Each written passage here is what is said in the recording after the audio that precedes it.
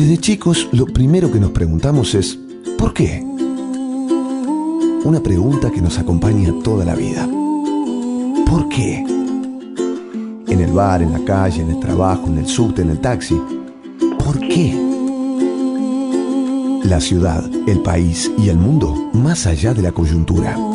¿Por qué? La pregunta de siempre con la profundidad que la actualidad a veces nos hace perder de vista. ¿Por qué? Así de simple, así de profundo.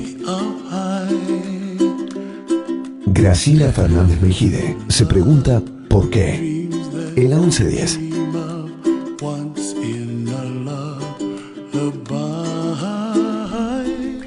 Hola, buenas tardes, ¿cómo les va? Que tengamos un buen domingo, por lo menos lo que resta de este domingo. Y siguiendo con el porqué del nombre del programa, es ¿qué hace que nos preocupemos y sea un tema de elección y hasta de charla cuando nos encontramos entre nosotros, con familia, con amigos? Hoy el tema jubilación. Los jubilados es una preocupación. Yo no sé si hace tantos años había adquirido en algunos casos el carácter dramático que puede llegar a tener es ser un jubilado. En otros casos no es tan grave, pero hoy vamos a conversar sobre el tema de jubilación, lo que fue, lo que es y lo que uno imagina que será. ¿Y qué deben hacer los gobiernos con este tema, que no es poco tema? Para ayudarnos a pensar en eso, están Eduardo Santín, que fue diputado nacional, miembro del Movimiento Nacional Alfonsinista, y él se ha especializado en seguridad social. Y también Jorge Colina, que es economista y jefe de investigaciones del Instituto para el Desarrollo Social Argentino. Es especialista en economía laboral y previsión social y es docente de la Universidad Católica y de la Universidad Austral y además consultor externo de organismos internacionales como el BID, el Banco Internacional de Desarrollo. Bienvenidos, muchas gracias por estar con nosotros, ayudarnos a pensar qué es esto, cómo viene el tema de la jubilación. ¿Quieres empezar, Jorge? Bueno, muchas gracias. El tema de la jubilación en Argentina, el sistema jubilatorio es un sistema de reparto. Entonces, lo que significa esto básicamente es que los jóvenes tienen que mantener financieramente a las personas de mayor edad. Los jóvenes que trabajan. Los jóvenes que trabajan. En el mundo, estos esquemas en donde los jóvenes sostienen financieramente a los ancianos está en crisis. ¿Por qué? Porque la población va envejeciendo. Y no solo que envejece por dos motivos. Primero es porque se mueren menos en edades medias y además porque la gente vive más. Entonces, lo que sucede es no hay la suficiente cantidad de personas que puedan pagar el tema de los aportes y las cargas sociales que requiere un sistema previsional para pagar las jubilaciones. Y así es como entonces los estados empezaron a colocarle no solo los aportes salariales, sino que también empezaron a poner impuestos. O sea, por ejemplo, en Argentina, un tercio de los recursos del ANSES no son aportes salariales, sino que son impuestos de ganancias, IVA, combustibles, otros tipos de impuestos. Y lo que termina, y hay también una cantidad de reglas que hace que cada vez haya más beneficios, hasta incluso sin que sea ilegal, por ejemplo. Beneficios para los jubilados, decimos. O cantidad de jubilaciones. Por ejemplo, y incluso empieza a haber duplicaciones de jubilaciones. El ejemplo, cuando nacieron los sistemas de reparto, lo que se estipuló fue una pensión, que era, es decir, el señor que trabajaba tenía una jubilación cuando se jubilaba. Si moría, le dejaba la pensión a la esposa. Pero en aquellas épocas la mujer no participaba mucho en el mercado de trabajo, entonces estaba justificado allí. Hoy la mujer participa del mercado de trabajo, no tanto como el hombre, pero participa mucho. O sea, ya el 60-70% de las mujeres en edad de trabajar lo hace. Entonces la mujer también accede a una jubilación. y luego cuando se muere el cónyuge, ella hereda una pensión. Entonces hoy vamos teniendo cada vez más personas que tienen jubilación y pensión. Desde el punto de vista personal pareciera que es mejor, porque entonces hay alguien que puede suplementar el ingreso, pero desde el punto de vista sistémico, uno va diciendo, a este paso, en algún momento el sistema no va a dar más, entonces va a haber que pensar otras soluciones, dado que hasta incluso ya no está dando, a raíz de que, por ejemplo, se le coloca otros impuestos. ¿Qué decías, Eduardo? Bueno, eso es una visión. Me parece que hay una visión distinta, yo no sé si más moderna, pero distinta. Es decir, esa visión era la visión bismarckiana, digamos, fundamentalmente de que la seguridad social era una derivación del derecho al trabajo. Yo trabajo y a partir de ahí tengo derecho a tener cobertura. Es decir, la cobertura de seguridad social, desde la previsión, la cobertura de la salud, la cobertura de asignación familiar. La realidad es que ese que era un derecho derivado del derecho al trabajo, y así hasta funciona en nuestra propia Constitución, el artículo 14 bis está planteado en ese eje. El dato está en que, es decir, hoy la seguridad social es ya un derecho ciudadano. Es decir, dejó de ser un derecho derivado de la seguridad social para convertirse en un derecho que tienen los ciudadanos por el propio hecho de vivir en un determinado territorio. De hecho, se han establecido jubilaciones para gente que nunca aportó. Claro. Entonces, es decir, el tema de fondo pasa ¿por qué? Bueno, porque la seguridad social dejó de ser un seguro para ser un mecanismo de redistribución de riqueza. Entonces, cuando uno se lo plantea desde ese lugar, ya no es un mecanismo, digamos, específicamente que tiene que cerrar en el equilibrio entre los activos y los pasivos. Es decir, tiene que el Estado se apropia de determinada riqueza y la redistribuye en el marco de la sociedad generando la equidad. Entonces, es decir, ahí hay un concepto distinto, hay un mecanismo que intenta ver, digamos, la seguridad social desde otro lugar. El hecho es que es muy difícil imaginar que alguien llega a los 60, a los 65 años sin haber trabajado. Yo tenía un amigo que decía, bueno, si alguien llega a esa edad sin haber trabajado nunca, viviendo primero de sus padres y después de sus hijos, la realidad yo también le daría una pensión de premio, ¿no? Porque en definitiva ha sido un monstruo, digamos, había llegado a esa edad sin haber trabajado nunca. Pero en general la gente trabajó, siempre trabajó hasta la edad, digamos, que en definitiva se convierte en adulto mayor. Y la diferencia es que algunos tenemos la suerte de tener aportes y otros no la tienen. Entonces, los que tienen trabajo, los que tuvimos trabajo de primera o segunda y hicimos aporte, es decir, tenemos derecho a la seguridad social.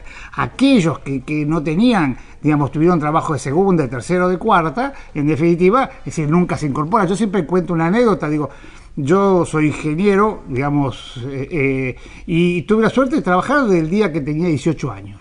Es decir, digamos, salí de la escuela secundaria, yo recibí el doctorado de técnico mecánico, después en la universidad trabajando, pero dejé de trabajar, dejé de estudiar el 30 de noviembre en mi colegio y el 1 de diciembre entré a Techín como joven dibujante en aquel momento. Entonces yo trabajo desde ese momento. Un hombre que nació como yo en el 54 y en vez de nacer acá en la capital, nació en Tucumán y se dedicó a la zafra, llegó a la misma edad que yo. Es decir, digamos, posiblemente sin haber tenido nunca un aporte, es decir, su esfuerzo físico fue muchísimo mayor que el mío a lo largo del tiempo, y en definitiva yo tengo la posibilidad de jubilarme y tener una vida más o menos tranquila a partir de mi jubilación, y él va a tener que rebuscársela como puede. Entonces digo, la Argentina en esto ha avanzado muchísimo. Hoy el 98% de los hombres y mujeres en edad de jubilarse están jubilados. Y si bien uno dice, bueno, alguien puede vivir con 5.000 pesos, y bueno, hay mucha gente que puede vivir con 5.000 pesos, aunque 5.000 pesos es muy bajo, es decir, la jubilación mínima. Pero en definitiva da un determinado piso de dignidad que permite, es decir, que una parte de la sociedad pueda, es decir, en definitiva, resolver problemas por sí mismo. Entonces, me parece que es un dato, una discusión nueva en la Argentina, digo, porque es cierto que en el mundo están discutiendo eso, pero están discutiendo lo que no quieren pagar impuestos, digo, porque en definitiva, la realidad es que es el Estado el que se debe apropiar de riqueza, y para que el Estado se apropie de riqueza, alguien tiene que pagarla. Pero me parece, pero no quiero ser exégeta de nadie, pero tengo la impresión de que tal vez no discutía Jorge el derecho a, sino la posibilidad. Claro. Más que nada, ¿no? Incluso de dónde venía la plata. Está bien, por eso digo, por eso lo planteo. Porque la realidad, para que la plata esté, yo ya tengo que sacar a alguien. Ajá. Es decir, digamos, no hay duda. Es decir, alguien la tiene que poner la plata, porque la plata no se inventa. Es decir, la torta es una sola. La torta de riqueza de una nación, de un país, digamos, eso es una sola. Entonces, la discusión es qué porciones tenemos cada uno de esa torta. Entonces, es decir, en esa rediscusión de qué pedazo de la porción me toca a mí o le toca al otro, es decir, bueno, discutimos. Digo, porque solidaridad, normalmente se habla mucho de la solidaridad. Y la solidaridad no es lo que me sobra, eso es caridad. Es decir, solidaridad es darle parte de lo mío. Si yo tengo, digamos, y la solidaridad entre quiénes son, y entre los ricos y los pobres, entre los jóvenes y los viejos, entre los sanos y los enfermos. Digamos, a veces se plantea que la solidaridad sea entre pobres, entre enfermos, entre pobres y entre viejos. Entonces digo, este mecanismo me parece que rediscute la sociedad. Digo, y no es un dato menor esa discusión. Es un dato que tiene que, bueno, yo me tengo que apropiar de recursos. Es decir, y para apropiarme de recursos alguien los tiene que poner. Entonces, digamos, en el crecimiento de una sociedad, esto está bueno, es decir, discutir eso, porque el derecho tiene que venir acompañado de que alguien ponga la plata, porque si no es el derecho. No, a ver, Eduardo, yo creo que nosotros ninguno está en desacuerdo con discutirlo, de hecho, por eso estamos acá. Pero hablábamos un poquito antes de que empezara la audición con Jorge, de que, por ejemplo, países socialistas no tienen jubilación. Y se supone que son países que deben tener más interés que nadie en la buena redistribución de la riqueza. Debe pensar de otro lado. Pero No me consta que China no tiene jubilación y que Cuba tiene un porcentaje muy bajito de jubilación con respecto al presupuesto, a lo que otorga educación, cosas que está bien, ¿no? ¿Vos qué dirías? No, que lo que decía Eduardo es ciertamente que los sistemas previsionales ahora tratan de ir hacia el ciudadano, es decir, alguien que llega a una edad de jubilarse, darle una jubilación. Pero eso no garantiza de que el sistema se haya vuelto más solidario. O sea, en los hechos, lo que estamos observando, por ejemplo, en Argentina, es que puede llegar a ser menos solidario. Y acá donde vemos, por ejemplo... ¿En qué sentido? En el sentido, dos sentidos. Uno es, de hacer una cobertura universal, hay que ir hacia impuestos progresivos para que esto sea más equitativo. Hay que pagar más impuestos a las ganancias, cosa que la gente no quiere hacerlo. Hemos visto que se hacen paros para bajar el impuesto a las ganancias. Eso va en contra de la equidad y la redistribución. Lo otro es un sistema jubilatorio para que internamente sea más solidario, es no tratar de reproducir con las jubilaciones las diferencias de ingresos que tienen los activos. Pero esto está ocurriendo, es decir, la gente con mayores niveles de ingresos durante los activos, por más que el sistema sea universal, hacen juicios previsionales para llegar a obtener jubilaciones que son de 40.000, 50.000, 60.000 pesos. Y además los propios jubilados de 40, 50, 60.000 dicen, nosotros no tenemos que pagar ganancias porque el jubilado no tiene que pagar ganancias. Entonces, en la puja distributiva se producen muchísimas inequidades. Y el sistema vuelve a entrar en crisis cuando uno dice, bueno, un sistema previsional en donde los que más ganan haciendo juicios o haciendo presión política empiezan a sacar más del sistema previsional, y además donde hay también pugna desde los jóvenes. O sea, cuando decimos 6% del PBI para educación, hay que dar plata a los hospitales, hay que invertir en infraestructura pública, pues todo eso son el resto de los ciudadanos que también van hacia los recursos públicos. Entonces, en esa puja se producen muchísimas inequidades. En Argentina tenemos un montón de ejemplos. ¿Pablo? Yo estoy... No, contar por ahí en el próximo bloque cuáles son estos otros modelos que se están discutiendo a nivel mundial. Graciela recién traía el ejemplo de algunos países socialistas. Bueno, ¿cómo es a nivel mundial este sistema? Sí, en lo que se llamaron países de capitalismo renano, como poniéndolo en Europa, en algunos de esos países. Enseguida seguimos en el próximo bloque. Vos tenés ganas de hablar, Eduardo. Te prometo que empezás vos.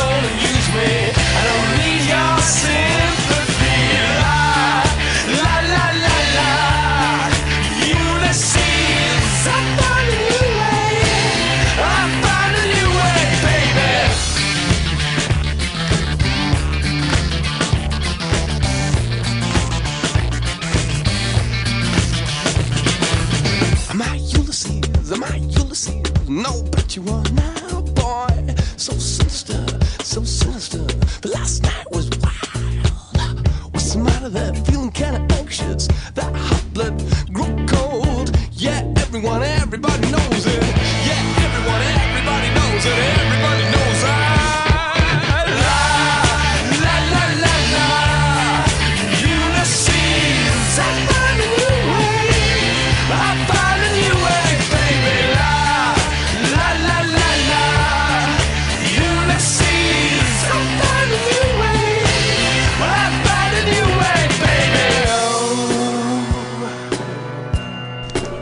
Bueno, acá estamos con nuestros invitados, Jorge Colina y Eduardo Santín. Y Eduardo había quedado en el uso de la palabra porque quería comentar algo. O sea, le da mucha importancia y le parece un tema fantástico a discutir. Yo creo que también es cierto.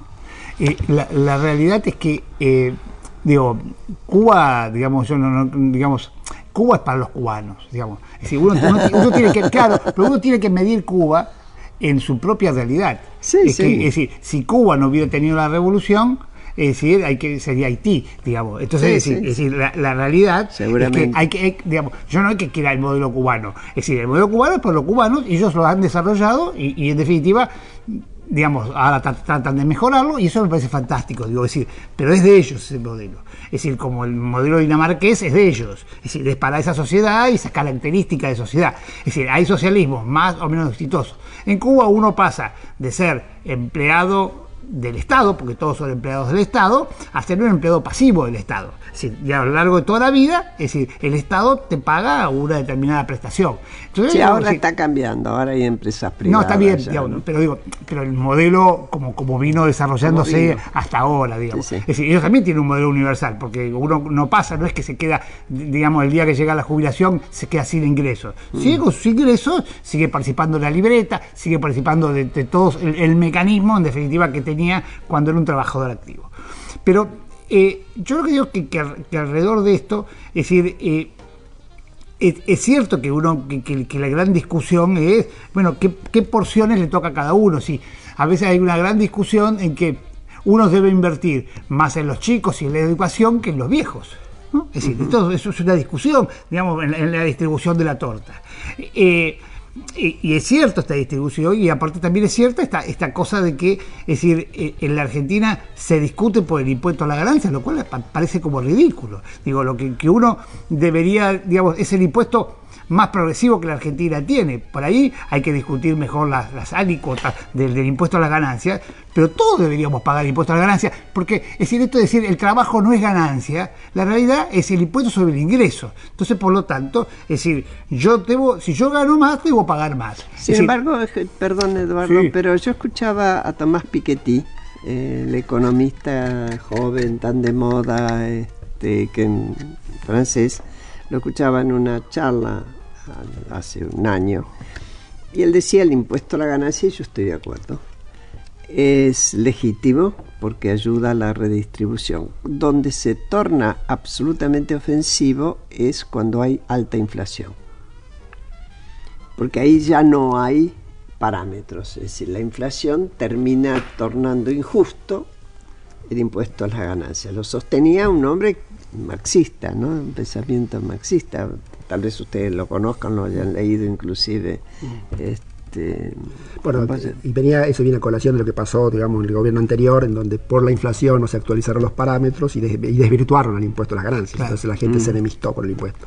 Pero me gustaría ir al tema del modelo renano de jubilación. Si bien nosotros no somos Alemania, no somos Holanda, no. Pero el diseño es interesante saberlo. Digamos, ellos lo que tienen es un sistema como el que propone Eduardo, en donde todo el mundo, cuando llega a la edad de jubilarse, recibe un estipendio fijo por parte del Estado.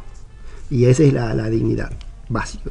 Y luego, la gente, cuando trabaja en las empresas, negocia planes de pensiones, que es lo que le va a dar el adicional por encima de lo que el Estado le da.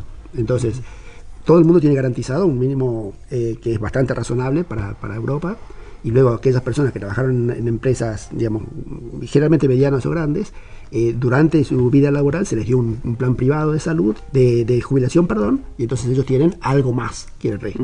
O bien uno, siendo un trabajador independiente, puede aportar un seguro privado para tener algo más que lo que le va a dar el Estado.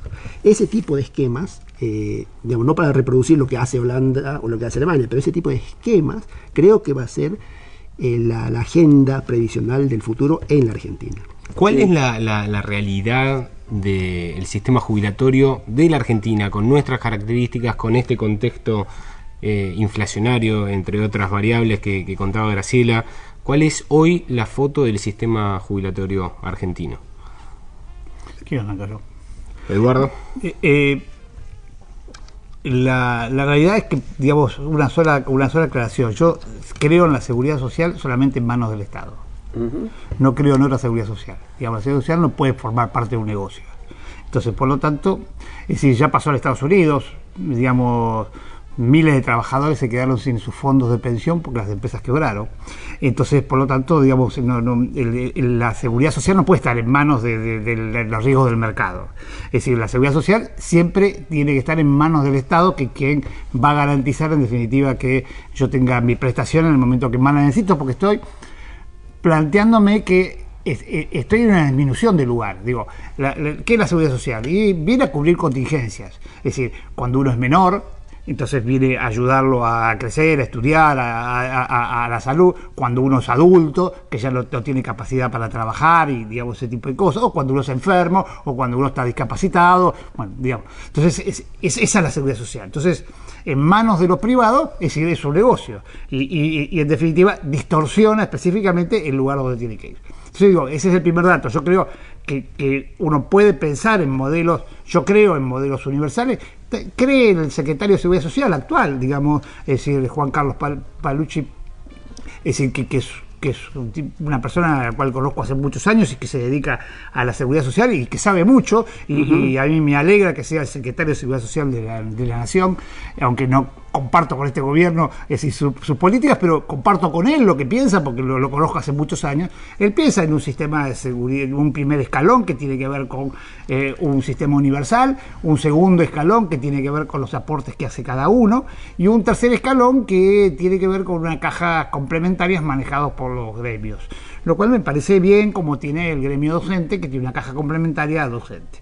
Digo, la realidad que me parece que está bueno esto, digamos, que en definitiva siempre la seguridad social esté pensada específicamente desde, digamos, generar ese mecanismo de redistribución, y nunca esté pensada por el sistema de negocio. Digo, en la Argentina, las AFJP que existieron en algún momento, que se convirtieron en un fenomenal negocio durante el modelo que existió, cuando llegó la crisis del 2008, vinieron y dijeron al gobierno, te las entrego. Es decir, digamos, más allá de la decisión que tomó el gobierno de estatizar el sistema, es decir, fueron los bancos los que dijeron, ya el negocio se acabó, es decir, yo te lo regalo. Entonces, digo, ustedes se van a acordar que no hay ningún banco que le hizo juicio al Estado, ninguna cosa por el estilo, digo, porque la realidad es que, es decir,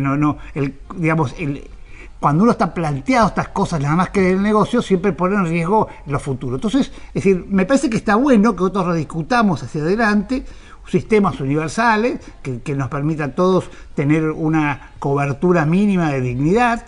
Un segundo escalón que tenga que ver con el esfuerzo que yo hago y los aportes que yo hago, y esto me puede diferenciar, digo, porque también es injusto que el que ha aportado durante 30 años, 40, es decir, termine ganando lo mismo que el que, es decir, digamos, no ha tenido la posibilidad de hacer los aportes. Y si yo tengo sobrantes, digamos, en definitiva tengo excedentes de mi sueldo, bueno, pueda ponerlo en un sistema que en definitiva, es decir, me puede mejorar mi calidad de vida en el momento justo. Yo iba a hacer una pregunta en este sentido, ¿no? De las cajas complementarias, para ponerle un título. Cada vez más está apareciendo el trabajo, por un lado en negro, directamente, con lo cual no hay aporte ninguno y además no hay dependencia de nada, pero también el trabajo individual en los que son pequeños emprendedores, gente que trabaja desde su casa por internet, gente que hace pequeñas empresitas y demás. Ahí no hay sistema estatal que lo alcance. El monotributo, el monotributo exclusivamente. El monotributo y el autónomos, ¿no? Digamos, depende de lo sí, que aporte. Jorge. No, ahí lo que decía Eduardo de esa caja complementaria que él decía que le manejen los gremios. Eduardo, los gremios son privados y los gremios son negocios. Sí, eso sí, lo pero sabemos. no son, digamos, son sociedades sin fines de lucro. Pero Es decir, privados, digamos, no sí, es el Estado. No, está bien, pero son sociedades sin fines de lucro. Por lo tanto, digamos, cuando yo me lo planteo desde ese lugar, digo, cuando en las FJP la tenían los bancos, era un negocio. Digo, no hay duda que, es decir, el banco se mete a hacer eso para tener un negocio. Un gremio se supone que administra una obra social no para hacer un negocio. Es decir, se administra una obra social para redistribuir todo lo que tiene. Digo, después puede haber delitos en esas cosas, pero lo que quiero decir es que desde el objetivo son sociedades sin fines de lucro. No estoy diciendo que sean delincuentes, lo que estoy diciendo es son privados. Entonces, lo que vos planteaste es, hagamos una articulación entre lo que es el manejo del Estado, los ahorros de la gente y la gestión privada. Eso es lo que yo decía que es lo que se viene en el futuro. Posiblemente vos decís, no, que sean gremios. Y yo digo, bueno, que sean empresas privadas, seguros. Yo no digo que sean bancos, que sean los seguros de retiro, por ejemplo. Y pueden ser las dos cosas. Igual, digamos, Pero, una empresa de seguros es una empresa, digamos, que tiene beneficio. Digamos, y tiene regulación. Espera, vamos a terminar de escucharlo a Jorge. De todas formas, cuando decía, bueno, ¿cuál es el estado que hoy tiene, digamos, el sistema previsional? Lo que estamos viendo es reglas de antes con reglas nuevas. Reglas de antes es alguien, digamos, hereda una jubilación y entonces uno puede tener dos jubilaciones. Tenemos este tema del 66% de los últimos ingresos que la justicia lo puso como doctrina, entonces hay gente de mucho nivel de ingresos que tiene jubilaciones muy altas, y luego la necesidad de darle jubilaciones a todo el mundo, que se hizo a través de las moratorias, pero que creo que debería hacerse un sistema universal permanente, no con las moratorias. Entonces, en ese marco, lo que estamos viendo es hay una gran presión por aumentar la demanda de recursos del sistema previsional, y no se está observando de que desde abajo, o sea, desde los jóvenes, haya más recursos. Por esto mismo, como decía Graciela, o sea, los chicos se van hacia el trabajo del microemprendimiento, el trabajo en negro, la informalidad, algunos viajan, otros se van por otro lado, entonces el sistema va a entrar financieramente. Además, y ya lo está claro que cada vez hay más viejos y que las sociedades lamentablemente tienden a envejecer por el control que hay demográfico en las familias. Cada vez nacen menos chicos y los viejos duramos más. Seguimos enseguida.